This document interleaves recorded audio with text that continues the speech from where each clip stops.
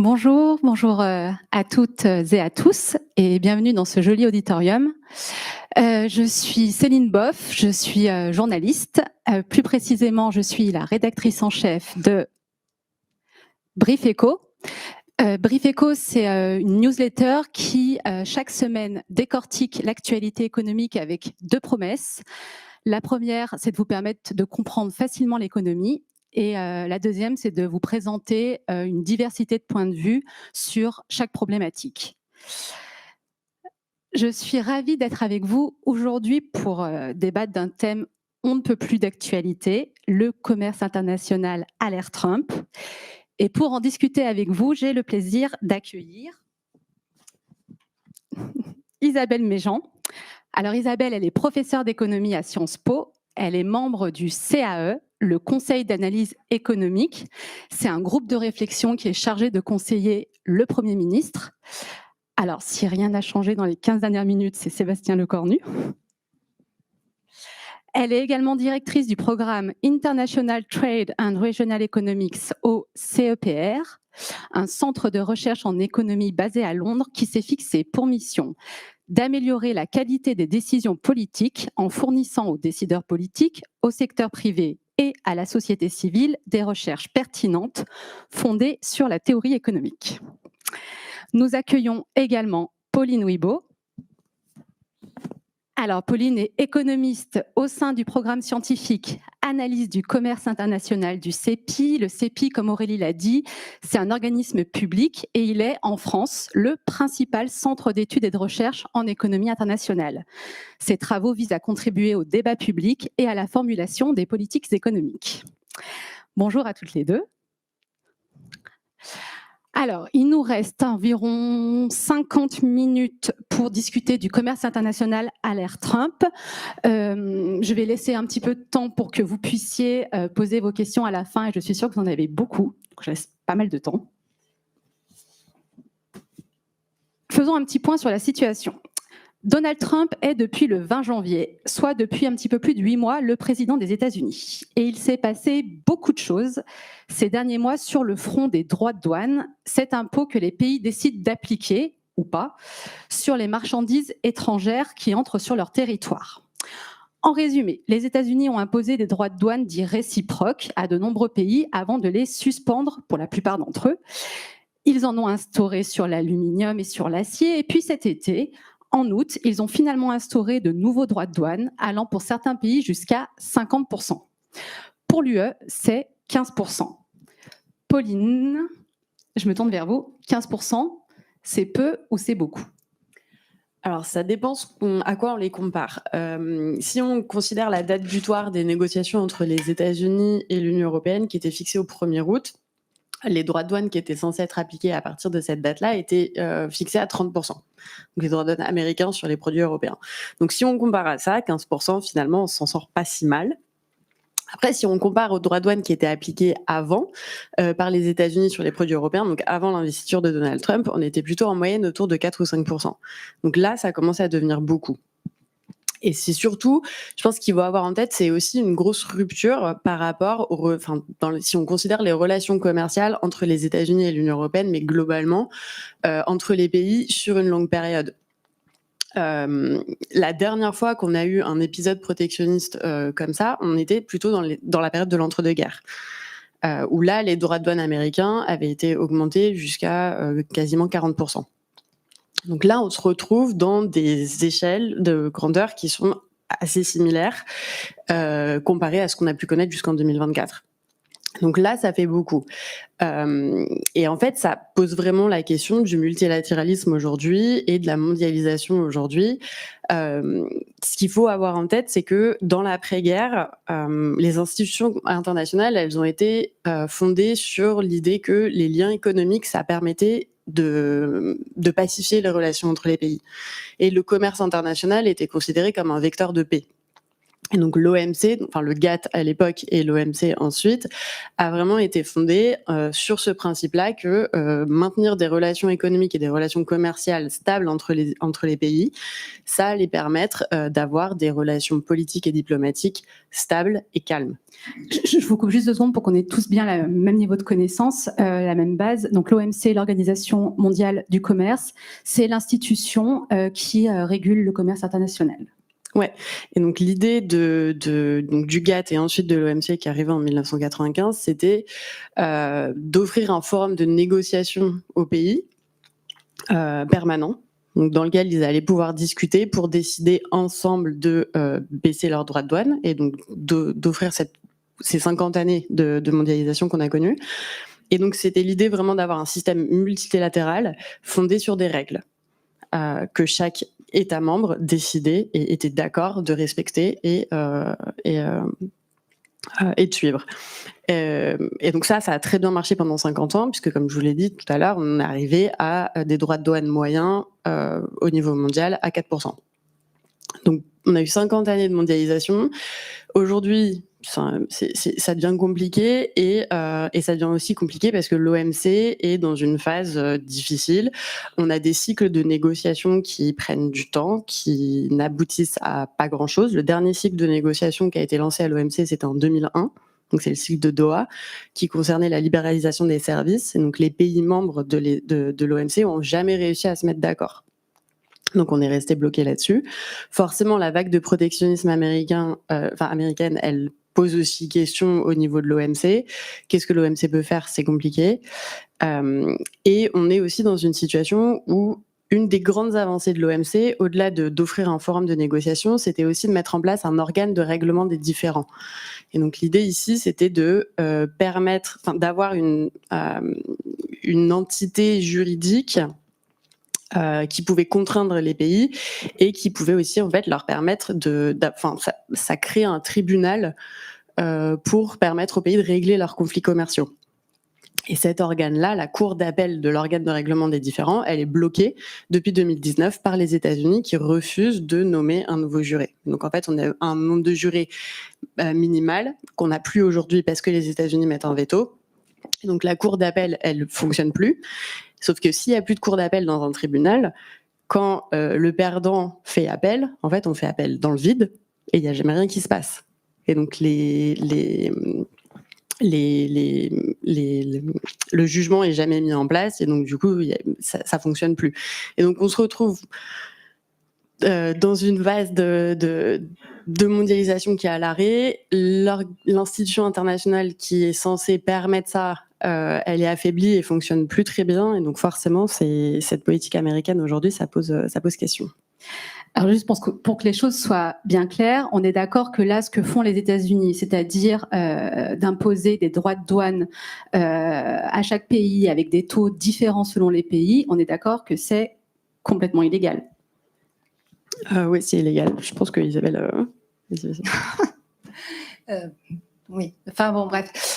Donc effectivement, c'est la situation actuelle, elle est un peu déstabilisante parce qu'elle n'est pas du tout conforme à ce à quoi on s'attend de la part de pays qui sont engagés dans l'OMC.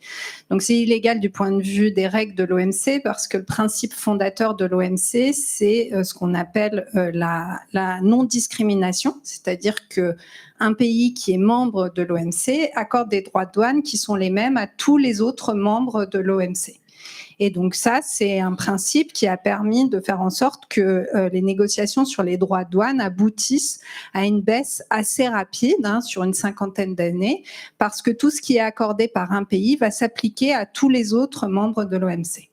Donc, ce que font aujourd'hui les États-Unis, c'est qu'ils décident d'augmenter les droits de douane de manière différenciée sur tous les pays. Donc, la Chine, c'est 40%, l'Europe, c'est 15%, etc. Et donc, ça contrevient déjà au principe fondateur de l'OMC, qui est d'accorder le même niveau de droits de douane à tous les États membres. Ça, c'est le premier niveau, disons, d'illégalité. Ensuite, il y a la question de savoir si ce que fait Donald Trump est légal du point de vue du droit américain. Vous avez sans doute entendu parler du fait que les droits réciproques ont été jugés illégaux par une cour d'appel fédérale et donc vont aujourd'hui passer à la Cour suprême américaine. Ici, la question de l'égalité dont on parle, c'est de savoir si Donald Trump a la compétence d'augmenter les droits de douane tout seul. Donc le principe général aux États-Unis, c'est que c'est une compétence qui relève du Congrès. Normalement, c'est le Congrès qui décide de la politique commerciale américaine. Ici, Donald Trump a utilisé des ordonnances spéciales en faisant appel à des arguments d'urgence économique pour augmenter les droits de douane. Mais il y a une question aujourd'hui de la légalité de ces décisions qui pourraient être cassées à la Cour suprême. Et la dernière chose, si on veut être complet sur la question légale, il y a à savoir aussi le niveau, enfin dans quelle mesure est-ce que la Commission européenne, qui a négocié avec les États-Unis un accord qui a été annoncé début août, a la compétence juridique pour négocier ce type d'accords commerciaux. Et en l'occurrence, la réponse est non. La politique commerciale relève de la compétence unique de la Commission européenne.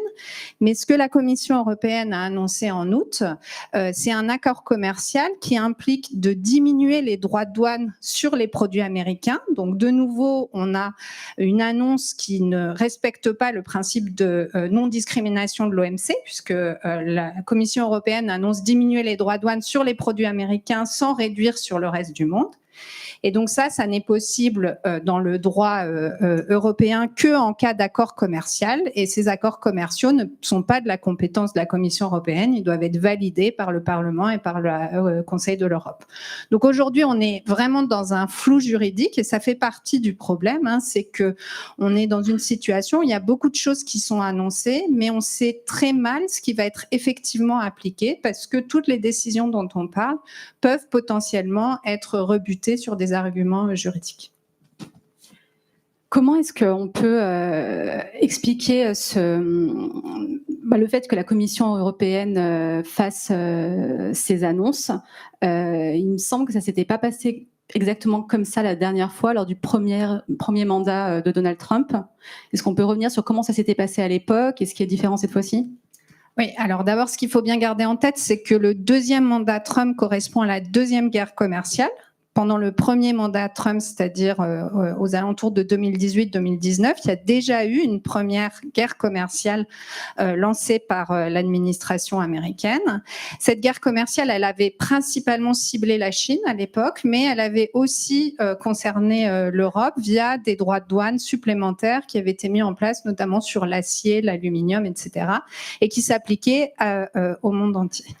À l'époque, l'Europe avait réagi à ces augmentations unilatérale de droits de douane en utilisant les recours juridiques qui sont disponibles via l'Organisation mondiale du commerce. Donc, ils étaient restés, si vous voulez, dans le cadre juridique de l'OMC. Et en particulier, ce que dit le cadre juridique OMC dans ce cas-là, c'est que si un pays se met à augmenter ses droits de douane de manière unilatérale, ce qui, encore une fois, contrevient au principe de l'OMC, alors les pays qui sont attaqués peuvent répondre. Ils ont le droit de répondre à hauteur du préjudice. Et ils ne sont pas obligés de répondre sur les mêmes produits. Donc, typiquement, à l'époque, il y a eu une augmentation des droits de douane importante sur l'acier et sur l'aluminium. Et ce qu'a fait la Commission européenne, c'est qu'elle a répliqué en augmentant les droits de douane européens sur les produits américains et en ciblant de préférence des produits qui font mal. Donc, à l'époque, dans les produits un peu qui avaient fait parler d'eux, il y avait eu une augmentation des droits de douane sur les Harley-Davidson, sur le Bourbon, mais plus généralement, ils avaient essayé de cibler des produits qui étaient produits principalement dans des États républicains pour essayer de faire mal politiquement à l'administration américaine. Et à l'époque, cette réponse, elle était tout à fait légale au sens de l'OMC. Il y a une attaque unilatérale d'un membre de l'OMC. Et dans ce cas-là, le pays qui est attaqué a le droit de répondre dans le cadre de l'OMC.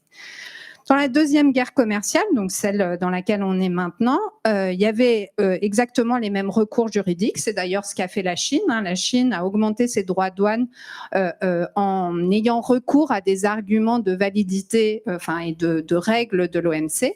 C'est pas ce qu'a fait l'Union européenne, et c'est vraiment un des éléments qui était très surprenant dans la séquence récente, c'est que l'Union européenne, si vous voulez, a un peu dérogé au principe de l'OMC en signant un accord avec l'Union européenne et avec les États-Unis.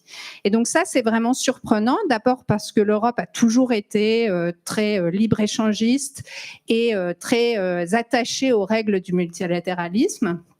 Et puis c'est très étonnant aussi parce que finalement, si vous voulez, ce que fait l'Europe quand elle signe un accord commercial avec les États-Unis, c'est un peu ce que font les petits pays quand ils sont attaqués par une grosse puissance commerciale. Quand vous êtes un tout petit pays et que les États-Unis menacent de bloquer l'accès au marché américain via des droits de douane, vous n'avez pas grand-chose à mettre sur la table dans la négociation. Et donc la seule chose que vous pouvez faire, c'est dire OK, on donne ce que vous voulez, on diminue nos droits de douane, etc. Ça, c'est ce qu'ont fait plein de petits pays parce que un petit pays, dans une négociation qui est très asymétrique, peut pas faire grand-chose d'autre. L'Union européenne, c'est pas un petit pays, c'est un tiers du commerce mondial. Donc, l'accès au marché européen, ça a une valeur économique énorme. Et donc, tout le monde pensait que l'Union européenne allait faire à peu près ce qu'avait fait la Chine, c'est-à-dire rentrer dans un bras de fer commercial un peu d'égal à égal par rapport aux États-Unis. Et d'ailleurs, plein de gens à la Commission européenne avaient préparé cette riposte. Exactement. En tout cas, ce qu'on entendait, je pense, on est tous un peu dans la même situation, c'est qu'on entend des rumeurs sur ce qui se passe à la DG Trade, donc au sein du groupe de commerce de la Commission européenne. Et ce à quoi on s'attendait, c'était vraiment une riposte un peu similaire à celle qu'on avait eue dans la première guerre commerciale. C'est pas ce qui s'est passé. Et donc aujourd'hui, il y a beaucoup de discussions sur cette séquence. Pourquoi est-ce que l'Europe a, si vous voulez, cédé par rapport aux États-Unis?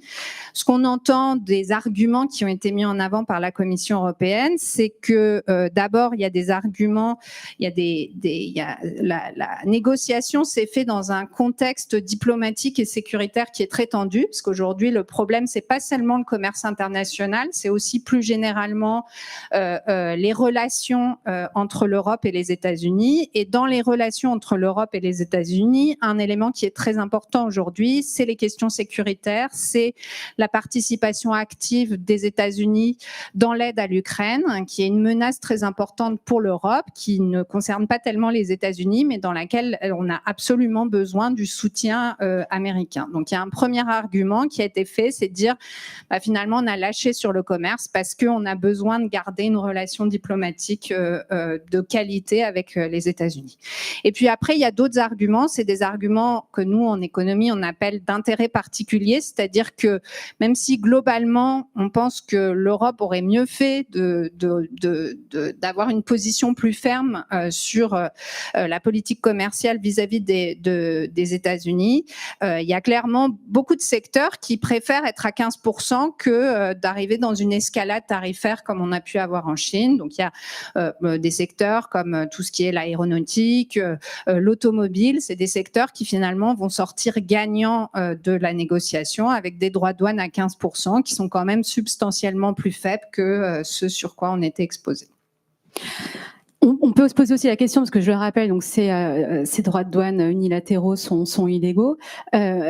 Pourquoi est-ce que l'OMC, à un moment, elle tape pas du poing sur la table? Pourquoi est-ce qu'elle fait pas quelque chose? Elle se dit pas, là, vous respectez pas nos règles. Pourquoi elle ne fait rien? Alors l'OMC déjà est dans une position extrêmement compliquée aujourd'hui parce que les États-Unis ont décidé de ne pas payer leur contribution au titre de l'année 2024 à l'OMC. Les États-Unis, comme vous l'imaginez, c'est quand même le premier contributeur de beaucoup d'organisations internationales. Donc là, d'un point de vue budgétaire, l'OMC, c'est difficile. Ensuite, d'un point de vue purement légal, la façon dont l'OMC est construite, ça en fait une institution et une organisation internationale un peu particulière, parce qu'en fait, elle est dirigée par ses États membres. Et donc, elle peut pas se prononcer en tant qu'organisation elle-même et reprocher quelque chose à un de ses États membres. C'est extrêmement particulier, mais c'est comme ça que ça fonctionne. Et donc, elle n'a pas de pouvoir juridique en tant que tel. Le seul endroit où elle a un pouvoir juridique, c'est dans ce fameux organe de règlement des différends. Parce que donc, cet organe de règlement des différends qui s'assimile à un tribunal, s'il décide qu'un pays a en effet allé à l'encontre des règles de l'OMC, il a un pouvoir punitif, il peut décider et permettre à un autre État membre de faire des représailles, comme Isabelle venait d'en parler. Donc tout ça, ça marche, et ça, c'est le seul c'est le seul organe avec un pouvoir juridique au sein de l'OMC. Mais et c'est là où ça devient particulier encore, c'est que cet organe des règlements des différends, il ne fonctionne que si un autre État membre de l'OMC porte plainte. Donc si personne ne porte plainte contre les États-Unis, l'organe de règlement des différends ne lance pas de procédure. Le tribunal se met pas en marche, et donc il n'y a pas de jugement à l'encontre des États-Unis pour leur dire que ce qu'ils font, c'est illégal du point de vue de l'OMC, et donc il n'y a pas de punition derrière. Il ne peut pas s'autosaisir. Non. Et donc c'est pour ça que pour l'instant, les États-Unis, oui, ce qu'ils font, c'est illégal, mais l'OMC peut rien dire. Tout n'est pas forcément perdu, parce que donc, tout ça, ça tient au fait aussi que l'organe de règlement des différends, sa cour d'appel, elle est bloquée aujourd'hui parce que les États-Unis veulent pas nommer de nouveaux jurés. Donc ça, c'est depuis 2019. En 2020, il y a plusieurs pays, plusieurs États membres de l'OMC, ils étaient une vingtaine. Donc l'Union européenne, le Canada, le Mexique, l'Australie, la Chine, etc., ont décidé, donc via un accord multipartite, de mettre en place, donc c'était une procédure arbitrale d'appel provisoire. Donc l'idée étant de mettre en place une espèce de cour d'appel provisoire pour compenser le fait que l'officielle cour d'appel, elle fonctionne plus. Et donc maintenant, ils sont 50 États membres à avoir rejoint cet accord multipartite, et dans cet accord, ils revendiquent vraiment leur attachement au système multilatéral qui est fondé par l'OMC, fondé sur des règles. Et donc, via cette institution un peu provisoire et annexe, entre eux, donc entre ces 50 États membres qui ont accepté de rejoindre cet accord, ça leur permet de régler leurs différends entre eux. Mais donc, les États-Unis ne concernent pas les droits de douane américains. Non, mais les États-Unis n'ont pas rejoint cet accord. Et de toute façon, encore une fois, tant que personne ne porte plainte contre les États-Unis, il ne peut pas se passer grand-chose. Et les États membres de l'UE font partie de cette instance ? Oui. Ok. Avant de parler de ce qu'on peut faire à présent, je voudrais qu'on s'intéresse aux arguments qui sont donnés par Donald Trump pour instaurer ces droits de douane. Alors, lui estime que son pays a été, je cite, pillé, saccagé, violé et dévasté par des nations proches et lointaines, amies comme ennemies, pendant des décennies. Et c'est vrai que les États-Unis ont un déficit commercial important, une balance courante très déficitaire, et ça leur pose aussi un énorme problème pour la dette. Est-ce que Donald Trump, il a vraiment tort lorsqu'il considère que la mondialisation, avec les règles de l'OMC, ça a permis de piller son pays ? Disons que les arguments qui sont mis en avant par Donald Trump, ils sont partagés par beaucoup de pays développés. Donc c'est pas du tout quelque chose qui est unique aux États-Unis. Ce qui est très discutable et très discuté, c'est l'efficacité de sa politique, c'est-à-dire de ses tarifs douaniers, à inverser la tendance. Donc en fait, ce que reproche Donald Trump au reste du monde, c'est principalement ce déficit courant des États-Unis vis-à-vis du reste du monde, qui est d'un côté ce qu'on appelle un privilège exorbitant des États-Unis, le fait que les États-Unis, concrètement, chaque année, peuvent consommer plus que ce qu'ils ne produisent. C'est ça, un déficit courant, c'est le fait qu'un pays puisse avoir une consommation au-delà de son niveau de production. Donc ça, c'est le cas des États-Unis. Et c'est le cas des États-Unis depuis plus de 20 ans. Ça fait très longtemps que les États-Unis ont ce déficit courant. Et donc en soi, ce déficit courant n'est pas un problème, au contraire, c'est ce qui permet aux États-Unis de vivre à crédit de manière permanente. Ce que regrette Donald Trump dans cette affaire de déficit courant, c'est principalement le fait que avec ce déficit courant est venue une forme de désindustrialisation des États-Unis, c'est-à-dire que les États-Unis, comme beaucoup de pays développés, ont tendanciellement perdu un grand nombre d'emplois industriels. C'est une économie qui produit surtout des services et qui est d'ailleurs exportateur net de services. Il faut bien avoir en tête que les États-Unis, c'est un pays qui exporte beaucoup, mais exporte très peu de biens et exporte beaucoup de services. Mais cette spécialisation sur les services implique qu'aujourd'hui, il y a un niveau d'emploi industriel aux États-Unis qui est très faible pour plein de raisons, pas que la structure de son commerce international, mais qui est aussi très faible parce que avec l'intégration des États-Unis avec un certain nombre de pays émergents, notamment la Chine, il y a eu une forme de rééquilibrage, une modification de la structure de l'emploi aux États-Unis avec une baisse importante des emplois industriels. Donc, pour donner un ordre d'idée de ce dont on parle, les estimations, c'est que au moment où la Chine a intégré l'OMC, donc au moment où vraiment la Chine s'est ouverte et a commencé à accumuler de très forts excédents commerciaux, il y a eu une destruction d'emplois industriels dans un grand nombre de pays développés. Pour les États-Unis, on estime que c'est 1 million d'emplois industriels détruits et 2,5 millions d'emplois au total, simplement du fait de l'augmentation du commerce avec la Chine. Donc, c'est à la fois beaucoup et pas beaucoup. Les États-Unis, c'est, je vais dire une bêtise, mais disons l'emploi aux États-Unis, c'est de l'ordre de 200 millions. Donc, on a une destruction d'emplois de l'ordre de 1 million qui est directement attribuable au commerce avec la Chine. Et donc ça, c'est un des gros reproches que fait Donald Trump au commerce international, c'est qu'il a conduit son économie, mais aussi d'autres économies, c'est un peu le cas aussi en France, à se retrouver dans une structure où on a de moins en moins d'emplois industriels en Europe. Et encore une fois, le diagnostic, il a été fait pas seulement par Donald Trump, il y a beaucoup de pays qui partagent ce diagnostic. Il y a beaucoup de travaux en économie, je viens d'en citer, qui ont étudié ce phénomène. La question aujourd'hui, c'est dans quelle mesure est-ce que ces tarifs vont inverser la situation? Et ici, le consensus, c'est que la réponse est très probablement non. D'abord parce que ces droits de douane, en général, ils vont pas tellement affecter le compte courant américain. En théorie, c'est ce que dit la théorie, c'est aussi ce qu'on a vu en pratique pendant la première guerre commerciale en 2018-2019.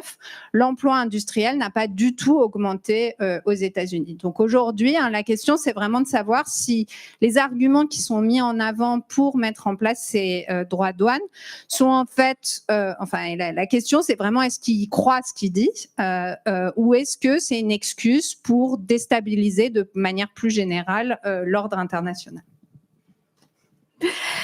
On va revenir on va essayer de comprendre ces droits de douane pour l'UE et pour la France. Concrètement, qu'est-ce que ça fait? 15%, est-ce que c'est grave pour nous en France? C'est quoi les effets concrets? Donc, pour donner des ordres de grandeur, aujourd'hui, les estimations, c'est que 15% de droits de douane sur les exportations européennes vers les États-Unis, ça coûte à l'Europe l'équivalent de 0,10% du PIB. Okay, donc 0,10% du PIB, c'est l'effet attendu, avec évidemment beaucoup de différences selon les secteurs. Il y a des secteurs qui ne sont pas du tout concernés. Tous les secteurs des services n'exportent quasiment pas aux États-Unis. Les secteurs les plus exposés pour l'Europe, ça va être la chimie, tout ce qui est produits métalliques, parce qu'il y a des droits de douane très élevés, encore une fois, sur l'acier, sur l'aluminium. Et voilà, et tous les secteurs qui vont être en aval de ces produits, encore une fois, la chimie, la métallurgie, etc. Il y a des secteurs qui vont bénéficier de l'accord. Je vous ai dit, avant l'accord, il y avait des droits de douane beaucoup plus élevés, par exemple sur l'automobile. Donc la baisse à 15%, ça va être bénéficiaire. Et l'effet net, c'est cette perte de production de l'ordre de 0,10%. 0,10%, c'est pas beaucoup. Si on voit bien que si on réfléchit à d'autres chocs économiques dont on a parlé récemment, que ça soit le Covid, que ça soit le choc inflationniste, la crise énergétique, on a parlé de pertes de PIB qui sont beaucoup plus élevées, qui sont plutôt de l'ordre de 3, 4, 5, 10 points de PIB. Donc de ce point de vue-là, 0,10, c'est pas énorme. Alors d'abord, il faut bien avoir en tête, c'est pas toujours facile de mettre en perspective différents types de chocs. Le Covid, la crise énergétique, c'est des chocs qui sont de très grande ampleur, qui font beaucoup baisser le PIB, mais qui sont temporaires. Très rapidement, on revient à un niveau de PIB qui ressemble à celui qu'on avait avant la crise. Là, on parle de pertes permanentes parce que les droits de douane qui sont mis en place aujourd'hui ne seront pas enlevés l'année prochaine ou dans 2 ans. C'est très difficile de revenir sur des augmentations de droits de douane. Donc ici, on parle de 0,10 points de PIB, 0,10% du PIB, mais potentiellement pour de très longues années. Et puis, la deuxième raison pour laquelle ces chiffres semblent pas énormes, c'est que l'Europe, c'est un grand pays. Et tous les grands pays sont des pays qui sont très peu exposés au commerce international. Le bénéfice principal de l'intégration européenne, c'est de créer ce très grand marché européen. Et avoir un très grand marché, c'est utile parce que ça nous rend presque autosuffisants. Donc l'Europe, c'est un espace économique qui produit beaucoup de choses. Et parce qu'on produit beaucoup de choses, on n'est pas très dépendant de ce qu'on achète à l'étranger ou de ce qu'on vend à l'étranger. Donc, pour donner un ordre d'idée, les États-Unis, c'est 20% des exportations européennes. Et les exportations, enfin le commerce européen, c'est à peu près 1/3 du PIB européen. Donc, voilà, ça donne un ordre de grandeur. L'Europe, pour un grand pays, c'est un pays qui est assez ouvert, si on compare par rapport à la Chine ou aux États-Unis. Mais ça reste un grand pays, donc un pays qui produit beaucoup pour lui-même. Et à l'intérieur, enfin, si on prend uniquement notre exposition via le commerce international, les États-Unis, c'est un gros partenaire, mais c'est pas le seul partenaire. On exporte beaucoup en Turquie, en Chine, au Royaume-Uni, etc., etc. Donc c'est pour ça qu'au final, si on prend en compte le fait que l'Europe est principalement tournée vers elle-même et que dans ce qu'on exporte, les États-Unis, c'est seulement 1/5 de nos débouchés, ça fait que 15% sur 1/5 de nos débouchés, ça fait un effet sur le PIB qui est relativement limité. Alors, vous dites que, en gros, l'effet direct des droits de douane pour l'UE, il est très limité. Après, on entend beaucoup dire en ce moment qu'il va y avoir voire même qu'il y a déjà un afflux de produits chinois dans l'UE. En gros, l'idée, c'est que comme les exportateurs chinois ne peuvent plus ou difficilement expédier leurs produits vers les États-Unis, et ben du coup, ils les coulent dans l'UE. Alors, est-ce que c'est vrai? Est-ce que vous le constatez dans les chiffres? Alors ça, c'est ce qu'on appelle de la redirection du commerce. Si vous avez 2 partenaires commerciaux et que un bloque ces importations, en théorie, vous allez reporter votre commerce et vos exportations à vous vers l'autre partenaire commercial. Et donc en théorie, ça marche super bien. En pratique, c'est compliqué. C'est compliqué et c'est pas très facile à mesurer pour nous en tant qu'économistes. C'est très compliqué en fait de savoir exactement d'où vient un produit et qu'est-ce qui fait que vous allez l'envoyer à tel endroit ou à un autre pays. Et à l'inverse, quand vous importez quelque chose, qu'est-ce qui fait que vous choisissez ce fournisseur-là ou un autre? C'est pas évident d'être sûr de pouvoir identifier que c'est le droit de douane en particulier qui fait que le choix de fournisseurs ou de localisation pour l'exportation, il est uniquement dépendant de ce changement de politique commerciale. Donc ça, déjà, c'est pas évident. Ce qu'on peut faire, c'est regarder ce qui s'est passé pendant la première guerre commerciale, comme le disait Isabelle, en 2018-2019. Parce que là, la Chine avait déjà été beaucoup ciblée par les droits de douane américains. Donc on peut regarder ce qui s'est passé à ce moment-là. À cette période, le déficit américain, le premier exportateur vers les États-Unis, c'est la Chine. Et ensuite, vous avez le Canada et le Mexique. Les États-Unis mettent des droits de douane sur les produits chinois très élevés. En théorie, on a de la redirection de commerce. Qu'est-ce qui se passe dans les années ensuite? Quand on regarde qui sont les premiers exportateurs vers les États-Unis, c'est le Mexique. Et la Chine, elle est passée 3e. Donc peut-être qu'on a eu de la redirection de commerce. Peut-être aussi par contre que la Chine, ce qu'elle a fait, c'est qu'au lieu d'envoyer directement aux États-Unis, elle a envoyé au Vietnam et puis aux États-Unis, ou elle a envoyé ses produits au Mexique puis aux États-Unis.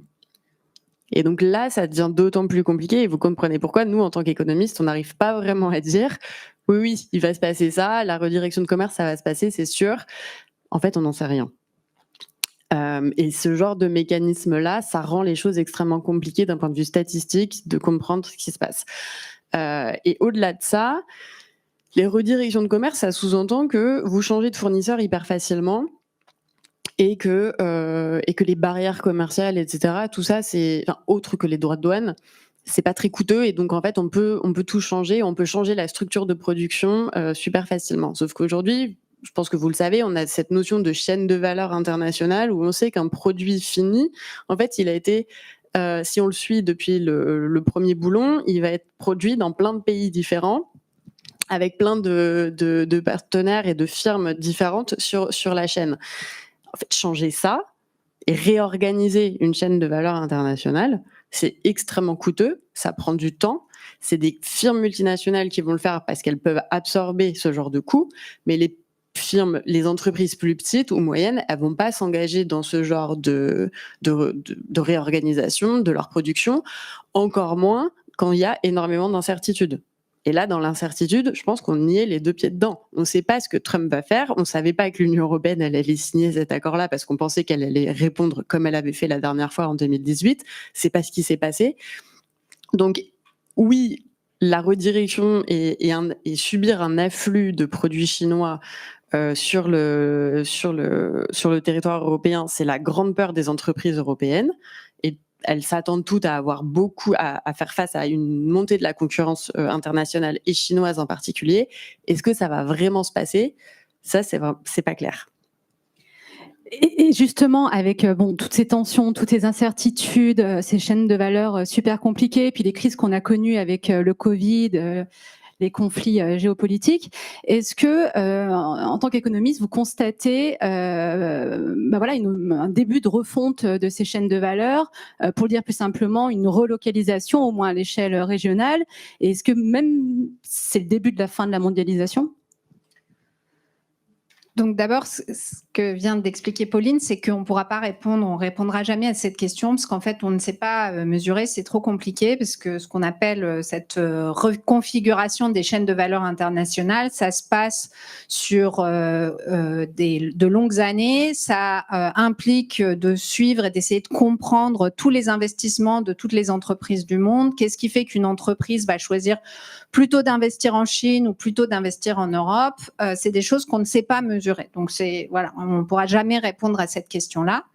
Après, évidemment, ce à quoi on s'attend, c'est que parce que globalement, le commerce international est aujourd'hui plus coûteux, et aussi parce que le commerce international est aujourd'hui plus incertain, ça c'est vraiment très important pour ceux, peut-être c'est un des éléments qu'on essaye toujours de mettre en avant quand on discute de ces questions aujourd'hui, c'est que ce qui compte, c'est pas seulement le niveau des droits de douane, c'est aussi l'espèce de visibilité économique que vous avez quand vous êtes une entreprise. Quand vous êtes une entreprise et que vous êtes dans un fonctionnement multilatéral du commerce, c'est-à-dire les entreprises il y a une dizaine d'années, elles connaissent les règles du jeu, elles savent que si elles investissent demain en Chine, les droits de douane qui vont s'appliquer, c'est les droits de douane négociés au sein de l'OMC. Ils vont peut-être diminuer un petit peu au cours du temps, mais voilà, on est sur une structure qui est très connue et ça, c'est très important pour les entreprises parce que les entreprises, le commerce international, c'est des choix d'investissement pour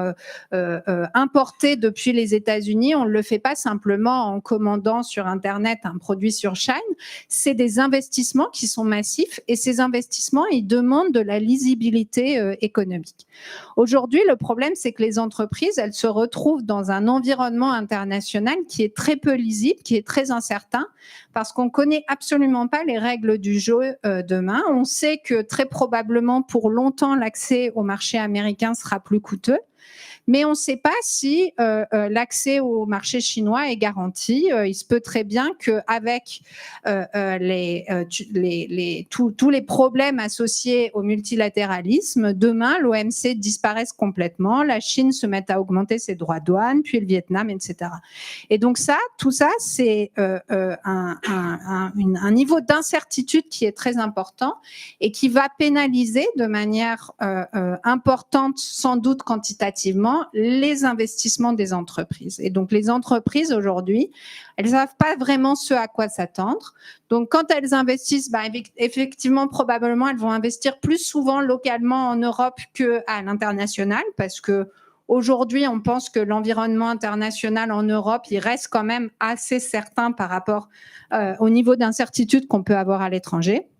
Et donc, de ce point de vue-là, il y aura sans doute un petit effet de relocalisation, ou en tout cas une balance qui sera un peu plus favorable aux investissements en Europe. Par contre, évidemment, les entreprises chinoises vont investir un peu moins en Europe et aux États-Unis pour exactement les mêmes raisons. Et donc, globalement, ce à quoi on s'attend, c'est que cette augmentation, cette baisse de la lisibilité économique, cette augmentation de l'incertitude réglementaire, elles réduisent l'investissement global, l'investissement international, et elles rendent toutes les entreprises un peu plus biaisées vers leur marché domestique.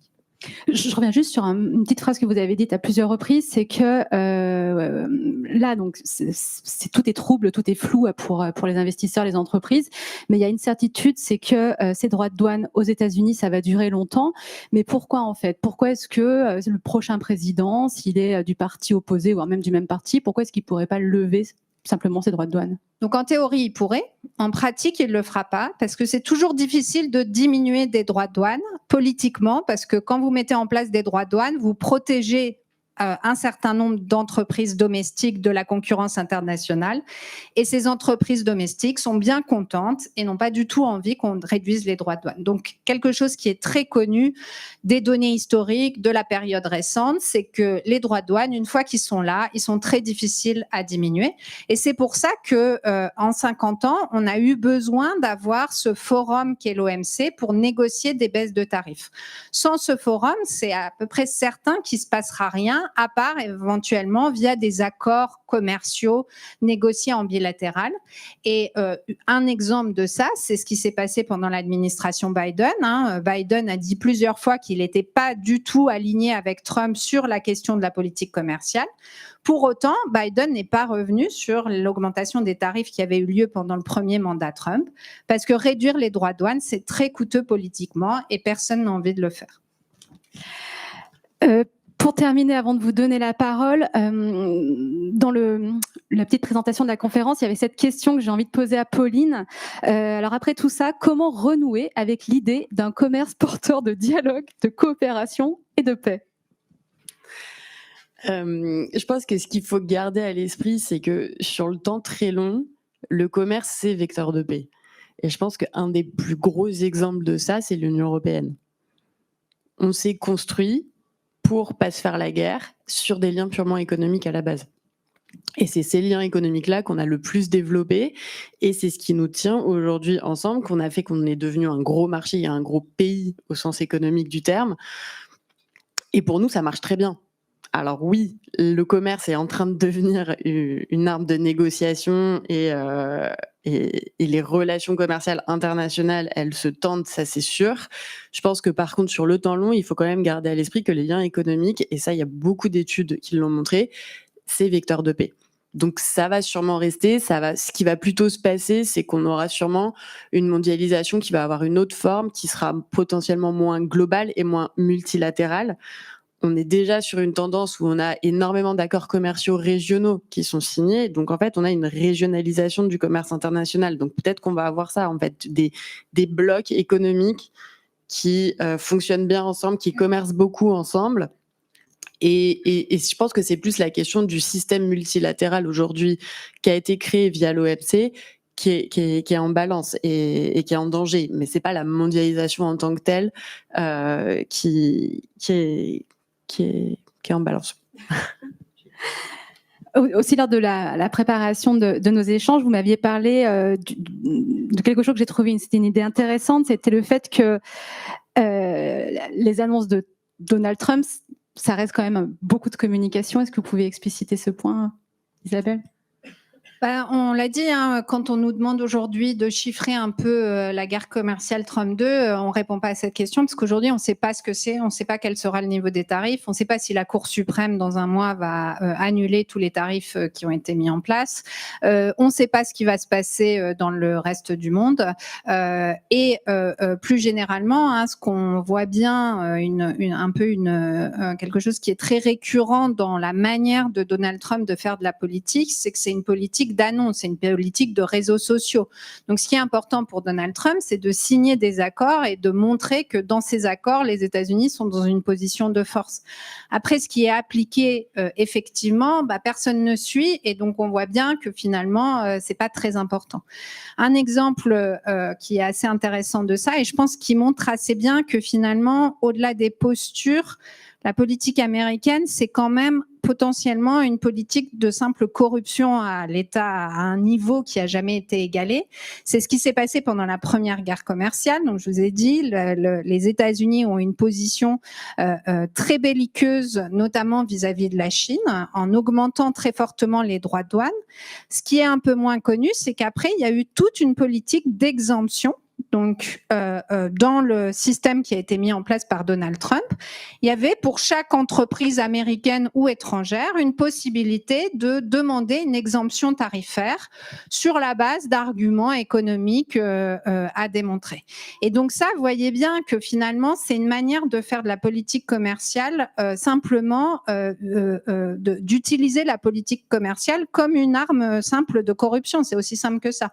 Le cadre multilatéral oblige à faire des concessions réciproques. Ça, c'est un peu énervant, c'est un peu ennuyeux quand on est Donald Trump. Et donc, on va sortir de ce cadre de négociation bilatérale, utiliser finalement l'arme un peu qu'on appellerait dans la négociation de marchand de tapis, où on va dire je mets 40%, 20%, 30% sur tout le monde. Et puis après, par derrière, on va renégocier en bilatéral. Et dans ces négociations, finalement, on ne sait pas très bien ce qui est accordé par chacune de ces entreprises. Oui, et c'est pareil quand Donald Trump dit oui, l'UE s'est engagée à investir, je n'ai plus le chiffre en tête, je ne sais pas combien de milliards chez nous pendant tant d'années, et que la Commission européenne acquiesce et dit oui, ça aussi, c'est beaucoup de communication.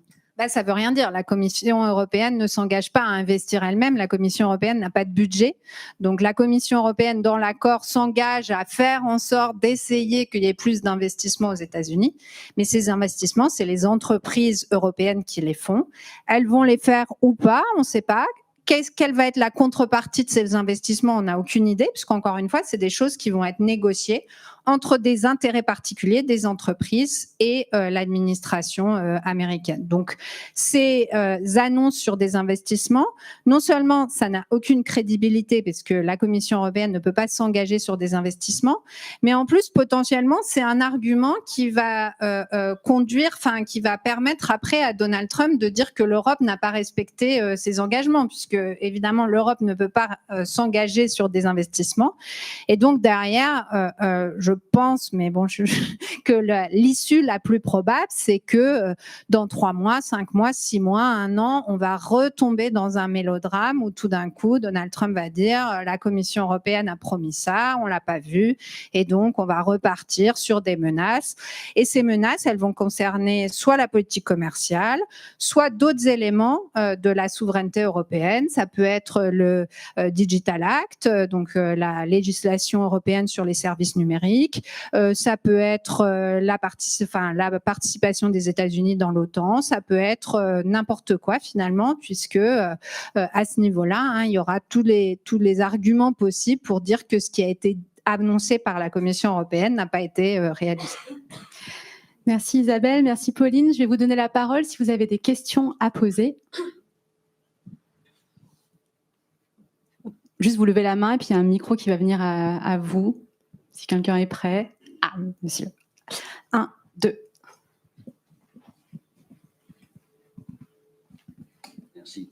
On a entendu dire que la position de faiblesse de l'Union européenne était probablement due au fait que les Allemands voulaient préserver leurs intérêts sur l'industrie automobile. Est-ce que vous pensez que c'est crédible ou pas? Ouais, non. Ouais, c'est peut-être plus simple. Je sais pas. A priori, ça l'est. Le secteur automobile était beaucoup plus taxé depuis le mois d'avril. On était à 25 ou 30%, si je ne me trompe pas. Donc, en tout cas, du point de vue de l'Allemagne, cet accord-là, c'est pas une mauvaise nouvelle. Parce que les droits de douane sur tous les secteurs, donc hormis encore le secteur agricole, c'est encore une autre question, et des secteurs exemptés, se retrouvent taxés à 15%. Donc pour le secteur automobile allemand, c'est une très bonne nouvelle. Et on le sait, dans les négociations de l'Union européenne, pour tout ce qui est question internationale, de toute façon, les intérêts des États membres sont parfois divergents, et sont très souvent divergents. La France, dans ce cas-là, voulait plutôt aller dans une réponse protectionniste assumée, parce que ses intérêts allaient plutôt dans cette direction-là. L'Allemagne et l'Italie, c'était pas le cas. Donc oui, forcément, ça met l'Union européenne dans une position de faiblesse, parce que ça met au jour, encore une fois, ces dissensions internes. On signe un accord qui, d'un point de vue international et géopolitique, a pas l'air d'être dans notre avantage, à notre avantage. Et donc, ça met à mal la crédibilité de l'Union européenne à préserver ses intérêts et à les défendre au niveau international, y compris face aux États-Unis, alors qu'on est quand même l'Union européenne. On n'est pas un petit pays, même sur la scène internationale. Alors, qu'est-ce qu'il faut faire pour être mieux la prochaine fois, dans les 6 mois que vous évoquez? Non, c'est certain qu'aujourd'hui, il y a une question de crédibilité, et ce que vous dites, c'est ce que nous, en économie, on appelle des jeux répétés. Donc la négociation, ça se fait pas en une fois, c'est pas terminé. Il va y avoir une répétition, il va y avoir d'autres négociations. Dans la première étape de la négociation, les États-Unis, l'Union européenne s'est retrouvée en position de faiblesse, et donc maintenant il y a la question de savoir comment l'Union européenne va récupérer de la crédibilité. Et pour récupérer de la crédibilité, il va nécessairement falloir être un peu plus brutal. Et donc par exemple, dans les choses qui vont venir et qui sont déjà annoncées, il y a tout ce qui concerne les services numériques. Donald Trump a déjà dit que le Digital Act, c'était une protection qui allait désavantager les entreprises américaines, que c'était discriminatoire.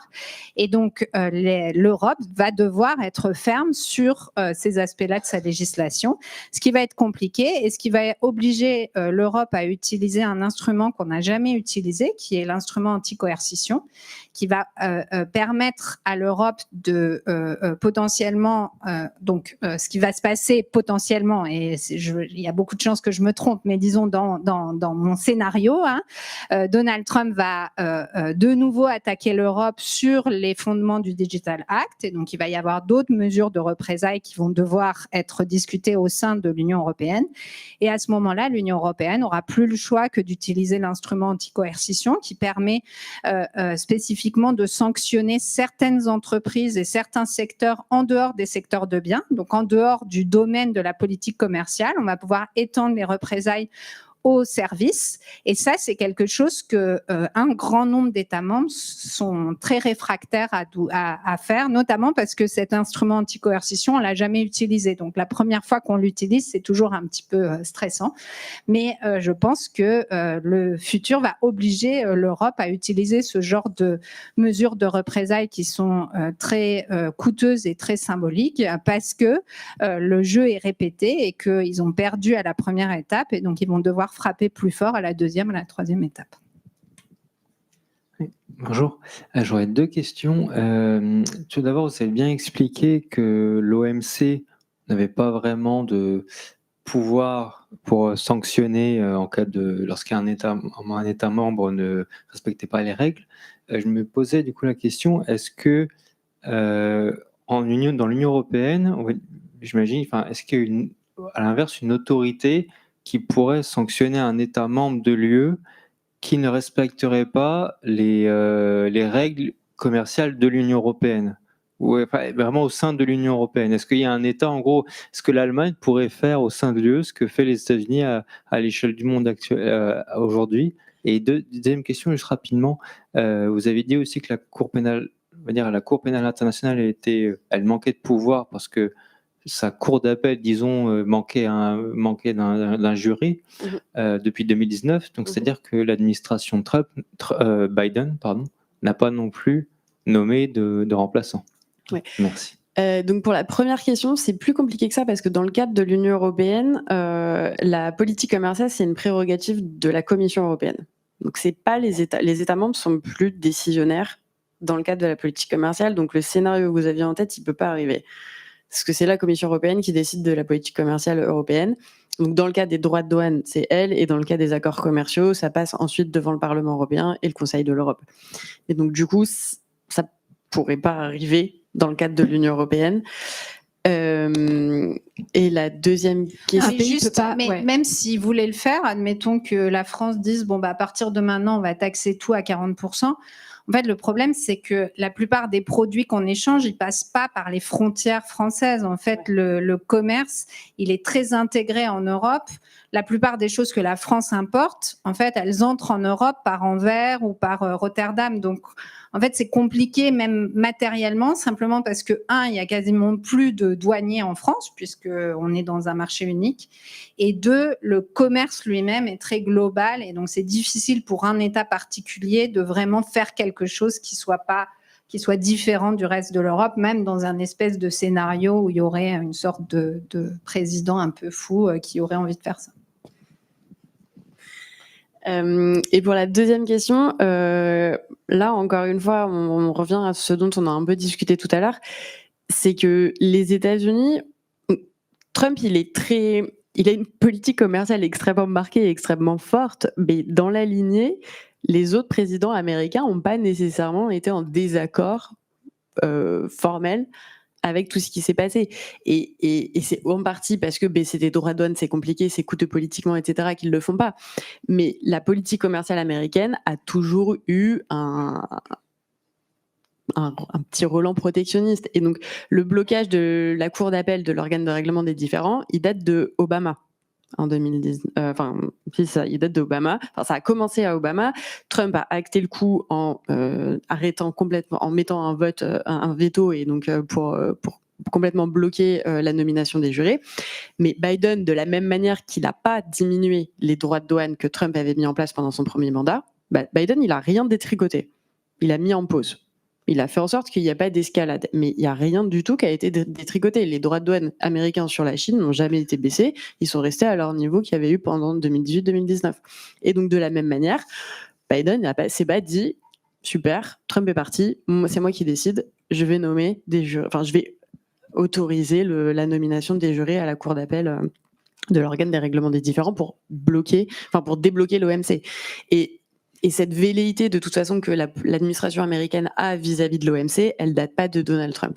Elle date d'il y a des années, parce que justement, dans ces règlements des différends, les États-Unis sont persuadés qu'ils sont maltraités et mal jugés par ce tribunal, qu'à chaque fois qu'il y a une plainte qui est posée, ils considèrent qu'il y a trop de plaintes qui sont déposées contre leur politique commerciale, et en plus, ils considèrent que toutes les plaintes qui sont déposées contre eux, il y en a trop qui leur sont jugées comme défavorables à la fin. Et ça, c'est Obama, Trump, Biden, Trump encore. Mais c'est pas juste un effet Trump. Ouais. Alors, avant de passer le micro, j'ai une petite question moi aussi. On a parlé des États-Unis et de la Chine, et je me demandais où on en était avec la Russie. Le commerce entre l'Europe et la Russie, depuis la déclaration de guerre, il y a eu, voilà, on en est où? Beaucoup de changements ou pas? Il y a beaucoup de changements parce qu'il y a des sanctions et donc il y a différents paquets de sanctions. Donc j'ai pas bien préparé cette question, donc je vous donnerai pas de détails chiffrés. Mais en gros, 19 paquets apparemment. Pauline, elle suit mieux que moi.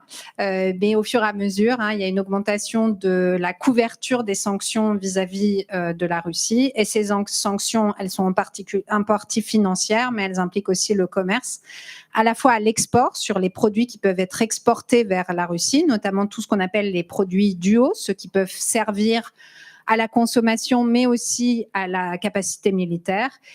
Donc, il y a des bans, des export bans, produits interdits à l'exportation vers la Russie. Et puis, il y a aussi, ce dont on a beaucoup entendu parler, des sanctions sur les importations depuis la Russie, notamment sur le gaz et le pétrole. Donc ça, c'est en cours. Ça a beaucoup d'effets. Quantitativement, c'est gros. Quand vous regardez le volume du commerce entre l'Europe, les États-Unis et la Russie, ça a beaucoup diminué. Et exactement comme dans ce qui décrivait tout à l'heure Pauline, il y a aussi plein d'effets de diversion du commerce. Donc globalement, il y a une baisse du commerce, mais il y a une augmentation du commerce de la Russie avec le Kazakhstan, etc. Donc il y a des effets aussi de diversion. Et donc il y a beaucoup de travaux pour essayer de calculer quelle est l'efficacité de ces sanctions. Et pour le coup, ça a beaucoup profité aux États-Unis qui ont accru considérablement leurs exportations de gaz naturel liquéfié Tout à vers l'UE. fait. L'Europe a décidé de ce qu'on appelle découpler de la Russie sur les produits fossiles, pétrole et gaz. Et pour opérer ce découplage, il a fallu trouver d'autres sources d'approvisionnement et les États-Unis ont été une très bonne source d'approvisionnement pour l'Europe.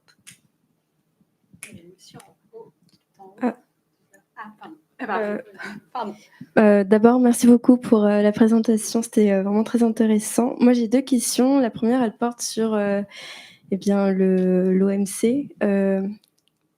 Qu'est-ce qu'on peut faire? Quelles sont les recommandations, les pistes pour dépasser un peu le blocage auquel on assiste maintenant depuis plusieurs années? Et la deuxième question, vous avez bien montré que Trump et sa politique tarifaire, entre autres, redessiner un petit peu la manière le schéma du commerce international aujourd'hui et qui tendait vers plus de régionalisme.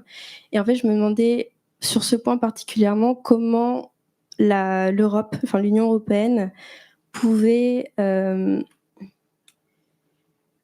parce que face à cette tendance au régionalisme dans le commerce, dans les échanges internationaux, comment on peut prendre en compte de l'autre côté aussi les préoccupations autour des biens collectifs, et notamment l'environnement ou le numérique. Mais surtout, en fait, les deux sont très importants. Est-ce que c'est une occasion de prendre davantage ça en compte, par exemple ? Est-ce que ça peut redéfinir notre façon de faire du commerce, nos transactions ? Oui, en fait, ou surtout, est-ce que ça ne les menace pas ? Parce que comme c'est vraiment un bien qui dépasse les frontières, est-ce que cette tendance au régionalisme dans les échanges, est-ce que ça compromet les ambitions que l'Union européenne, par exemple, se porte sur cette question de transition écologique, ou au contraire, c'est quelque chose de positif ? Donc d'abord, qu'est-ce qu'on doit faire ? Je pense que d'abord, ce qu'on a essayé de dire, c'est que l'Union européenne devait continuer à porter un message d'ordre international. Et aujourd'hui, hier, l'ordre international, c'était le respect des règles multilatérales. Et donc, ce qui est un peu embêtant dans la séquence, c'est pas seulement que les États-Unis sortent de cet ordre international, c'est que l'Europe joue pas son rôle de défenseur de cet ordre international. Quand on signe un accord avec les États-Unis, finalement, on dit les intérêts particuliers, peut-être de l'industrie automobile européenne, priment par rapport au bien public qu'est le multilatéralisme qui nous a permis de négocier. Et donc, certains parmi les économistes disent c'est pas grave parce que de toute façon l'OMC c'était déjà une institution qui était en mort cérébrale, donc là on acte la fin du multilatéralisme et donc on va reconstruire quelque chose de nouveau qui sera mieux au sens où ça permettra de mieux intégrer les défis contemporains que sont notamment l'environnement. Donc il y a une partie des économistes qui vont dire voilà, finalement c'est plus simple, on sort de l'OMC.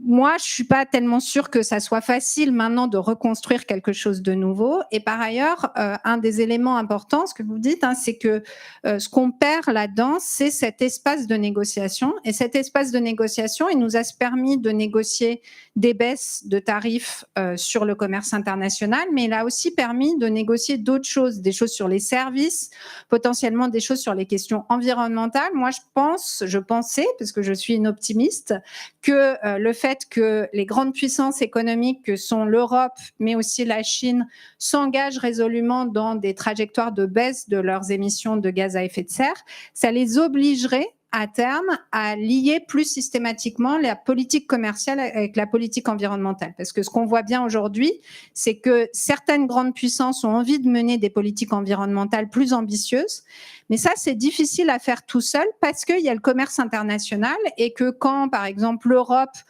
taxe le carbone, ça crée ce qu'on appelle des fuites de carbone. On va, au lieu de produire localement, on va importer une partie de ces produits pour échapper aux taxes. Et donc ça montre bien que la politique environnementale, c'est difficile de la faire sans négocier internationalement. Et un endroit où on aurait pu imaginer négocier internationalement, c'était l'OMC. Donc ça, aujourd'hui, c'est, je pense, plus dans l'ordre des choses.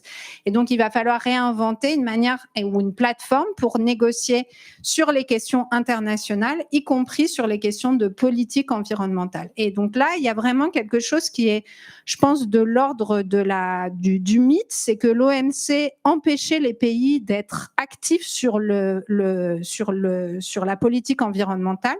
Ça, c'est vraiment, je pense, une très grande méconnaissance de l'institution, parce que, contrairement à ce qu'on pense, l'OMC a des exceptions pour certaines raisons spécifiques, et notamment les raisons environnementales. C'est pour ça que l'Europe, par exemple, a pu mettre en place ce qu'on appelle le mécanisme carbone aux frontières, qui est un mécanisme de taxation des produits à l'importation sur la base de leur contenu en carbone.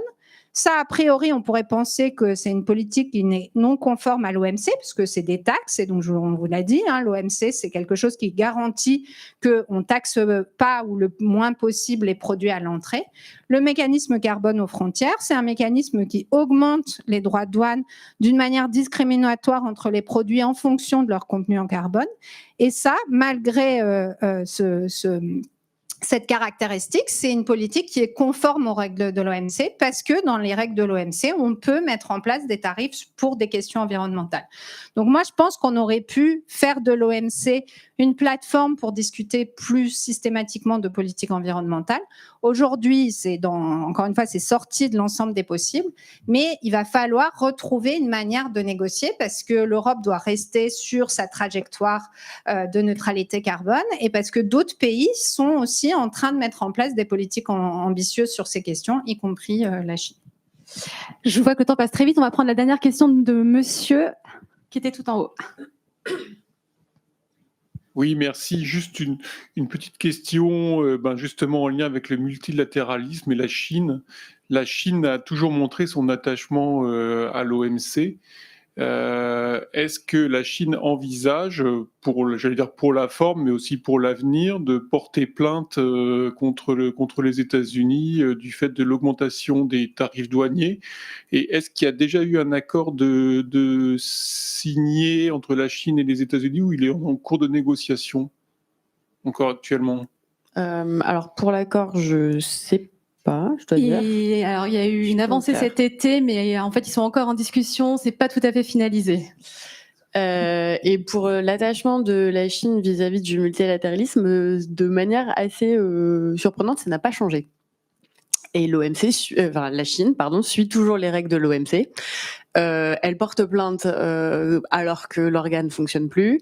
Elle a porté plainte contre les mesures de Trump pendant la première guerre commerciale, donc 2018-2019. Elle a continué à le faire aujourd'hui. Elle porte plainte contre l'Union européenne et à mon avis, elle va le faire aussi parce que l'Union européenne vient d'annoncer des augmentations de droits de douane sur l'acier. Donc non, ça n'a pas changé. Et de la même manière que l'accord provisoire qui est fait pour avoir une cour d'appel provisoire, la Chine en fait partie depuis le début, donc depuis 2020. Donc ça, pour l'instant, ça n'a pas bougé, ce qui est une bonne nouvelle étant donné la position de l'Union européenne un peu tangente en ce moment sur la question, parce que c'était plutôt l'Union européenne qui portait ce drapeau-là du multilatéralisme et qui en était la grande défenseur. C'est peut-être bien si on a toujours derrière du coup le Canada et la Chine, donc deux gros pays d'un point de vue poids économique qui tiennent un peu ce qui reste de la barque. Je suis désolée, il va être temps de conclure cette table ronde. Merci à Isabelle Méjean et à Pauline Wibo pour leur éclairage précieux dans cette période trouble.